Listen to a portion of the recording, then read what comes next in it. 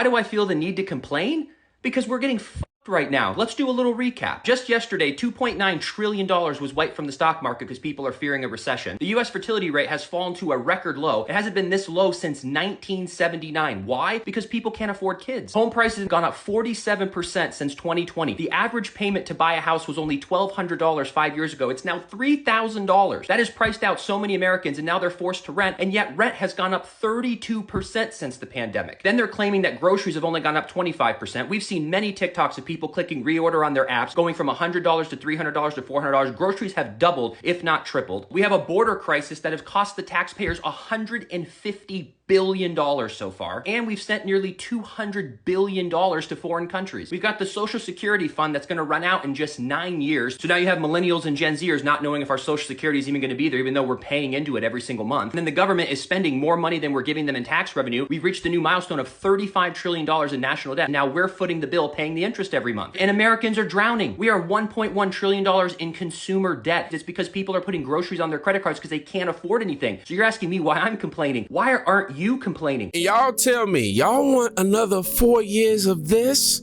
Yes, we put her with Biden. Her and Biden is one and the same. Y'all want another 4 years of this? I don't know if we can survive it, okay? I got some plans, in my life, and right now the world is just not gonna make that happen. The current world that we live in, we need something different.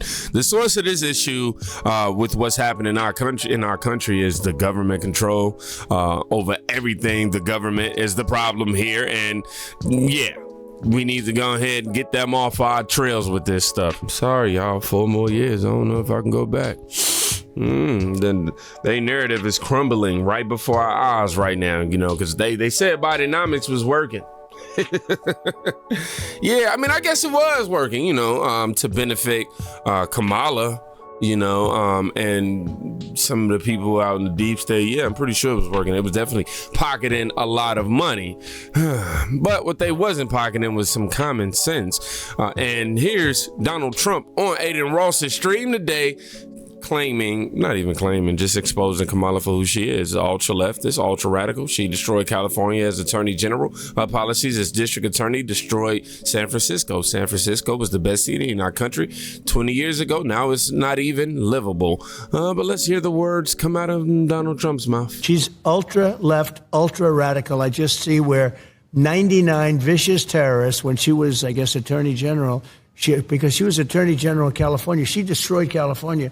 Her policies have destroyed California. Her policies, when she was the district attorney, have destroyed San Francisco. San Francisco was the best city in our country 20 years ago. And now it's, frankly, it's not even livable. And I seen Charlemagne the God on the Breakfast Club. They had posted that was like, we're exhausted of people talking about her skin color and her heritage and things of that nature. They never want to focus on her policy. Okay, let's do it. People wait years to come to this country legally. But under Kamala, anybody can get the right in if they cross over the southern border illegally. Okay, okay. President Trump, what do we do to fix that issue? What if I happen to be born in another country and I want to come the right way? How would that work? Well, that's what we want. We want people to come in, but they have to come in through a legal system. And, one of the things that's unfair is we have hundreds of thousands of people that have applied to come in, and this administration doesn't talk to them. Right.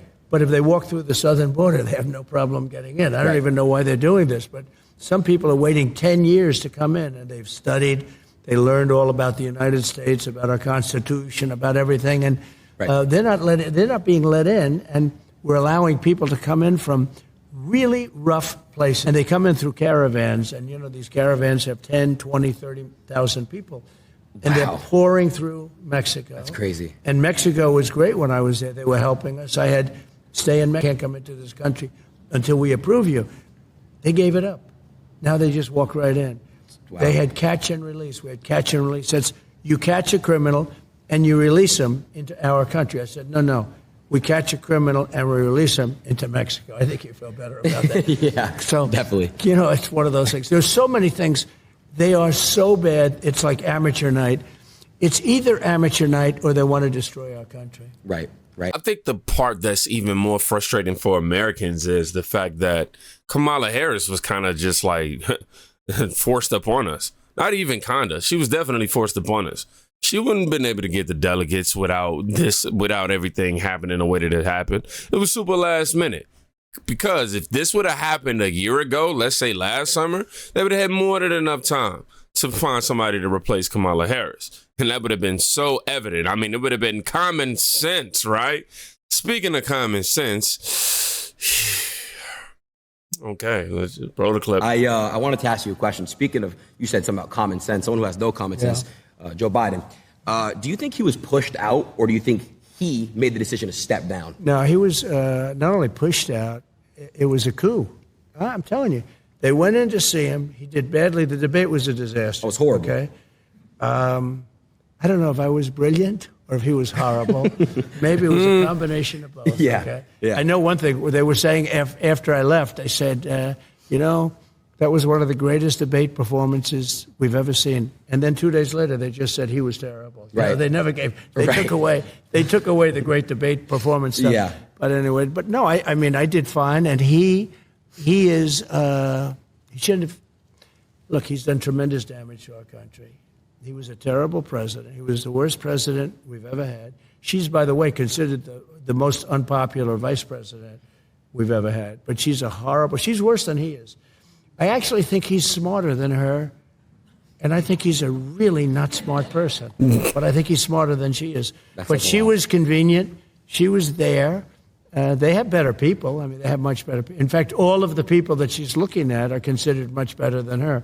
These were people that were thinking about running. They would have run, except that they didn't want to go through this roadblock with her, and because you're the vice president. So they wanted to go pick him. And I think virtually every one of them is considered better, smarter, would be a better president than her.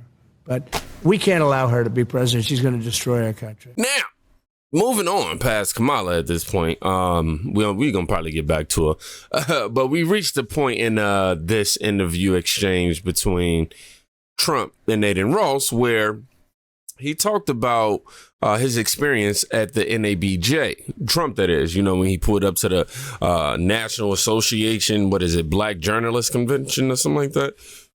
And they asked him that rude question after being late, yada, yada. Let's hear what his response to that whole moment is. I saw, I'm unfamiliar with exactly what it was called. You were speaking on stage with three other women, and you just got ambushed. They were late, and not a hi, hello, how are you? Just straight into it, just straight trying to rip you apart. And I think you handled it pretty well, but I wanted to ask you a question why do you think they just straight up do that for you, but then they're going to ask the other side, what's your favorite flavor of ice cream? That's right. Well, I did this as a favor. This was the black journalists. The room had maybe 2,000. They'd said 2,000. It looked more like 1,000 to me, but whatever it was packed. Yeah.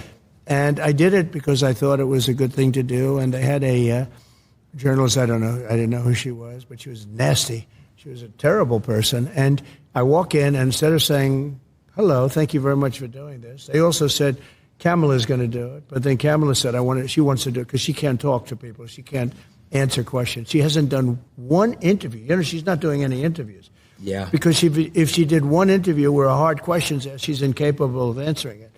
But I walk in, and this woman starts talking about let's get rid of the elephant in the room. And she starts talking about racism and everything. I said, you didn't even say hello to me. And I'm doing them a favor by doing this. I'm doing this out of respect to the black community. And we're getting record numbers, as you know, in the black community. And she came across, she's with ABC Fake News, which is one of the worst. ABC is one of the worst. Right. And she is horrible. So she was very nasty. Harris Faulkner was there. She was excellent. The other person I didn't know, she was okay. I wouldn't say she was great, but she was okay. But I did it, and it was quite a sensation. Actually, a lot of people think it was well handled. The woman was so rude. So rude. That, it's hard to believe. You can walk into a thing, and I do them a favor, and I do this. Most people said, I feel I have an obligation to do it. I want to look you become the president for all of the people, not for a certain segment. Correct. Not even for just my, they talk about my base. It's a very big base. But you become president for all of the people. So I feel you have an obligation to do that. Now, she's not doing anything. She's not doing any interviews because I don't believe she's capable. She starts. The whole thing is strange. let's put it this way. Our country's in big trouble. Yeah. If Kamala did any interview that was unscripted, or if she get caught by the press and has to respond to a question unscripted, yeah, I'm pretty sure the American people will go, we don't care about the identity politics no more. You know what I'm saying? I'm pretty sure my black people gonna be like, yeah, the passage of time. Plus, man, if she hold anything, put any program together or campaign rally together, it's gonna include twerking. You know what I'm saying? It's gonna include rappers who talk about shooting and killing and drugs and stuff all day. And these are the people that's gonna be convincing you to give your vote to her. You know what I'm saying? I mean, it actually happened. Kamala did a rally. She actually had a rapper twerking at the rally. It's crazy. I want to ask you a question. She did a rally recently.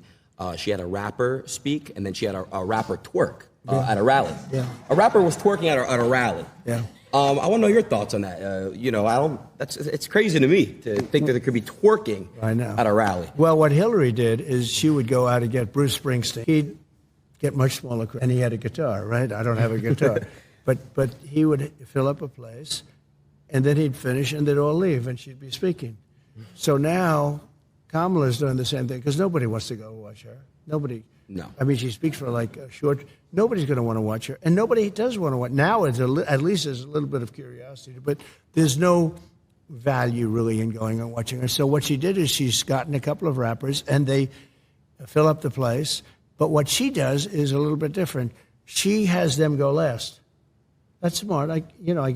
So in other words, they want her to finish her speech, get the hell off the stage, and then they can listen to the rap. The performance starts. No, it's pretty. That's kind of smart. Hillary didn't. No, I give her credit. Yeah, give it to her a little bit. Hillary never figured that out. She'd get some star, and the star would fill up the place, and then the star would leave, they would leave, everybody would leave, and she's talking to an empty stadium. You know? Anyway, this is a little better idea. Yeah. Okay, here's the last thing about Kamala Harris. I'm so tired of Kamala Harris right now. I'm just going to say this is about big tech, okay? Transition to the clip. I want to real quick talk about one thing. It was super important to me when I saw it. Censorship. I don't know if you saw what Elon had posted. Elon basically showed if you were to Google Donald Trump about a week ago, all you see is Kamala. That's all you see is Kamala. It's crazy. Google was really, really trying to push her. So Google is really crooked. It's horrible when they had the word assassination up because, there was a big moment a few weeks ago where I got whacked. I got whacked. And whether it's me or anybody, it was a terrible thing. Terrible thing. For our country, it was terrible for everything. And when you put up the word assassination, it went to Lincoln. It went to many other people, many of whom I didn't even know there was an attempted assassination. The only one it didn't have was Trump. Think of it. And when you put up the word assassination, it also sent you to Kamala. And people were really angry at it. Look, something wrong with Google. I don't know if it's the people running it inside or the smaller people, so to speak, the people that are actually doing the nuts and bolts. I doubt it. It's got to come from the top. And it's so illegitimate. They have to do something about it. And, I mean, the market speaks. Everybody should maybe just go off Google, not use it. There are so many other things. Now we can get to the best parts of this interview, okay? We already know about Google. I'm not saying nothing. He said it. I didn't say nothing. Hey, yo, Google, I ain't say nothing. Anyhow, it is hot in this room. Whoo! I'm gonna show y'all two clips back to back because I don't feel like it'd be necessary for me to just pop in after 30 seconds and then pop back in, Anyhow, Adin Ross pretty much gave Trump his flowers, more than flowers, actually. He gifted him something that was pretty cool. But before he did that, man, he said this. Mr. President, I do want to say, first of all, you took a bullet for everyone in this room, everyone watching, everyone. The reaction that you gave, no other president is going to do that. They're going to either remain, where they are. You are a brave man. You stood up and went like this, and that was a pretty badass picture, by the way. Well, Congratulations. All right. Well, you can already see the gift. Yeah, I can. Wow. You can't miss it. That's an Elon. It is an Elon. Wow. Shout out to Mr. Musk. That's beautiful. Hey, that is beautiful. Am I going to close the door really quick? Just I want to show them the wrap. Sure. Check out this wrap and let me know your honest thoughts. I think it's incredible. I think it's incredible. Go to the front. Congratulations. Couple things I want to point out. First of all, they had 100,000 people in the stream waiting before the stream started. Two, they had over around 600,000 people watching these two people sit in that Cybertruck that we just watched gifted to them, which was really cool, man, to sit there and get a truck gifted with your fist pump on it after you almost was assassinated. Like, come on, dog. It don't get any cooler than that. Woo, boy, it literally ain't getting no cooler in here. I tell you what. Jesus. Also, he walked out to 50 Cent's Many Men. Y'all know after Trump assassination attempt, the Many Men song became synonymous with it. He even walked out to it at a rally with J.D. Vance that he held. But now President Trump and Adin Ross are listening to music in his new Cybertruck wrapped in a picture of him raising that fist after that assassination attempt. Y'all, it's super awesome. List. That's a good, yeah. Your team picked out. Yeah. You want to pick a song? Let's test out this so sound let's system. let's try it. And you know, some of the artists I like better than others, but I like the other song better. So it's always tough. Who's like your top 3 artists? Well, we love Frank Sinatra, right? Of course. And you know, there's a couple that I really like, but I don't like the people, so I don't want to really mention their name. But look at this list as an example. It's such a great list.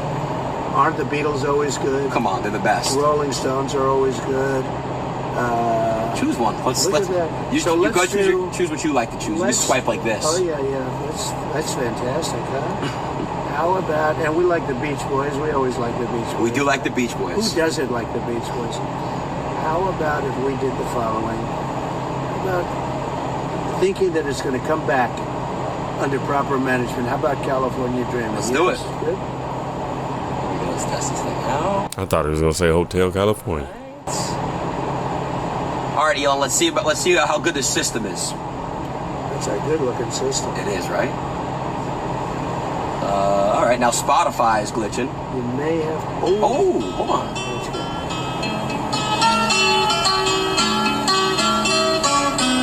good. Watching this, all I can think is legacy media is dead, okay?